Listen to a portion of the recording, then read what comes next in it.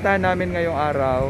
Ayan, so parang exploring Bacolod. So, ayan, so isa siya. Excited to see sa loob. Pero guys, 11 AM pa daw yung open nila hanggang 8 PM ng gabi.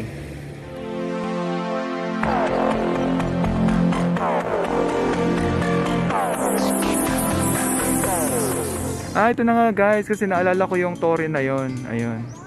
Yung dating chimenea siya, na tinubuan na siya ngayon ng puno sa taas. So siya nga yan. So alam ko ito talaga yung ruins. Tadaan! So guys, nandito kami na sa The Ruins. Ayan, finally nag-open na din siya. So papasok na kami sa loob. Ayan, merong ganito. Ayan, tapos mag-disinfect. Tapos doon na magbabayad. Ganun. Ayan. Hi guys, nandito na kami ngayon. Nakapasok na kami sa entrance. Ayan ang ating mga local tourist. Ayan. So ito na guys, actually yung ruins. Siguro nasa likod kami. Tapos ito yung kanilang parking area. Ayan. Welcome to the ruins. Hindi, harap muna tayo para ma-explore natin. So ito guys yung mini garden nila dito. Ayan. Tapos ito ata yung outside na restaurant. Ayan ang itsura niya dito. Tapos ito yung harapan. Diyan tayo kakain mamaya. Diyan. Yun yung kanilang restaurant. Tapos guys, ito ang kanilang harapan. Tapos meron dito guys na well. Ano ba ito? Wishing well ata ito guys. Ngayon nga. Wishing well. Ayan. Tapos guys, gusto ko lang pakita sa inyo ang The Ruins. Ay, doon kami nag-take ng picture kanina. Tapos guys, ito na ang ating charan! Ayan ang ating ruins.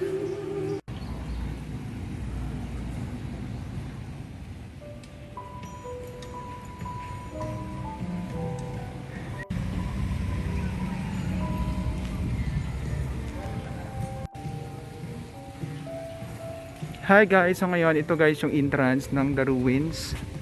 So papasok tayo sa loob. So isa siyang old mansion. May second floor. Tapos ito lang guys yung kanilang mga structure. Ayan. So ito yung ilang small information. Mayroong hall. So ganun lang guys yung itsura niya sa loob.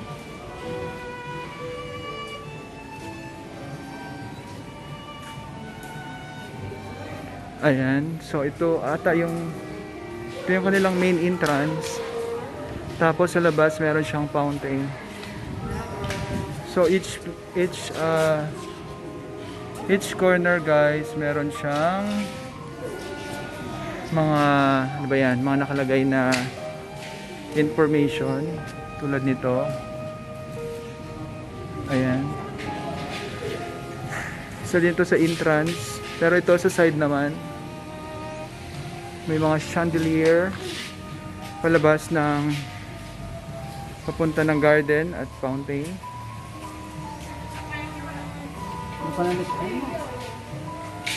So ganito guys ang itsura lang niya. Ayan. Yung bubong niya guys is parang na siya renovated na yung bubong niya. Tapos ganyan lang siya. Meron pa ditong ilang information tulad nito. So ayan, finally hindi ko akalain na makakabalik pa tayo dito ulit sa The Ruins. I think 2015 nung makabalik tayo dito. So syempre wala naman masyadong nabago sa bahay. Ganoon pa rin naman siya. Kasi nga ito guys yung iconic na bahay na laging dinadayo ng mga turista pag pupunta sila ng Negros, especially na Bacolod City. So pakita ko sa inyo yung ibang mga picture nila dito. So ito guys yung kilalang tourist guide na nag-e-explain all about these ruins. Tapos ilang mga old pictures, ilang mga celebrities, mga prominent people na pumunta dito at bumisita sa the ruins. Ayan.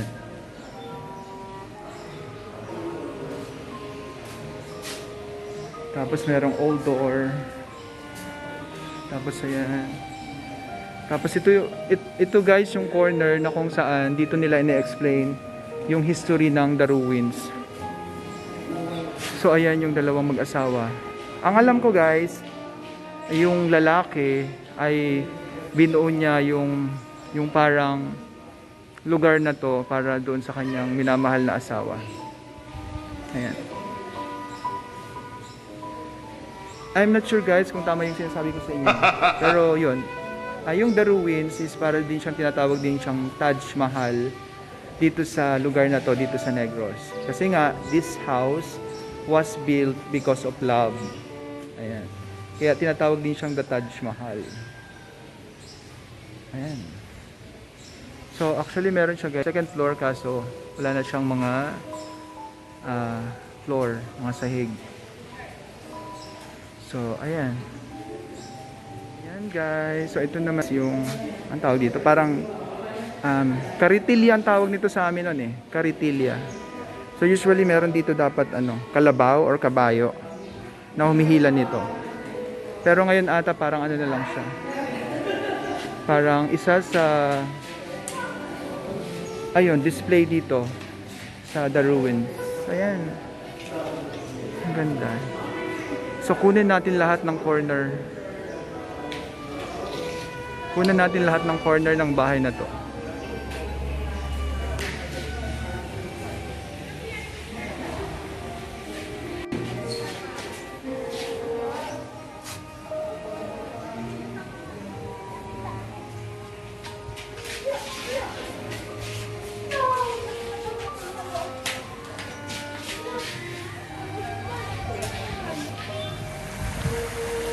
So guys, ito naman yung other side ng The Ruins. Ayan. So halos kung titingnan ninyo, halos the same lang siya ng style doon sa main entrance tapos dito sa other side.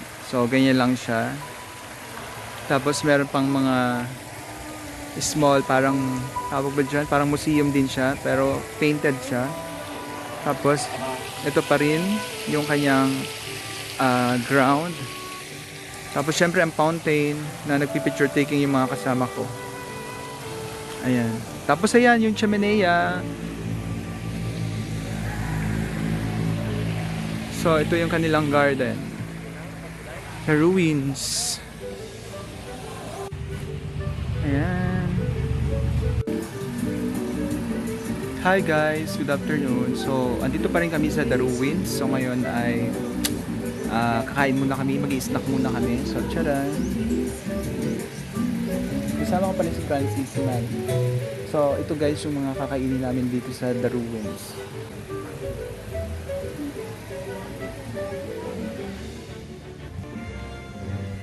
So guys, andito pa rin tayo sa The Ruins. Ayan. So, kaalis lang namin sa restaurant. Ayan. So, nasa harapan tayo ng The Ruins.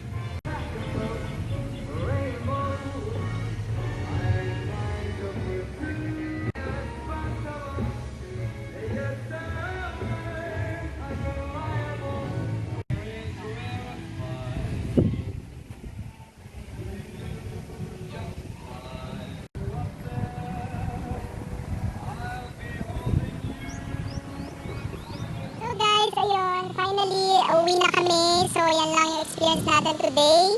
Sa ating vlog today, dito sa The Ruins, dito sa Talisay. Ayan, so, ayan. This house was built because of love.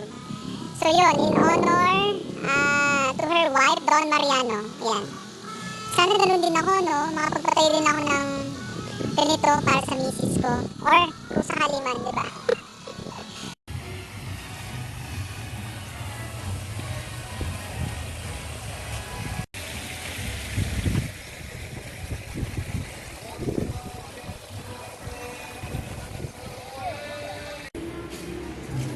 Hi guys, so ito na yon.